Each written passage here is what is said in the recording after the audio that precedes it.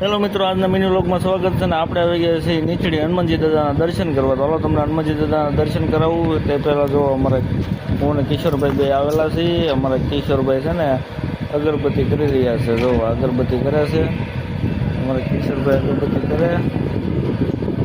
જો પવનના હિસાબે છે ને એક બે દીવ વળી પણ વળાઈ ગઈ. તો અગરબત્તી કરીને હવે જો ધૂપ કરે છે હનુમાનજી દાદાને. આરતી કરી નાખે અગરબત્તી કરીને ભાઈ. પછી છે ને કિશોરભાઈએ વધારી નાખ્યું શ્રીફળ. જો આ રીતના શ્રીફળ વધારી નાખ્યું કિશોરભાઈએ.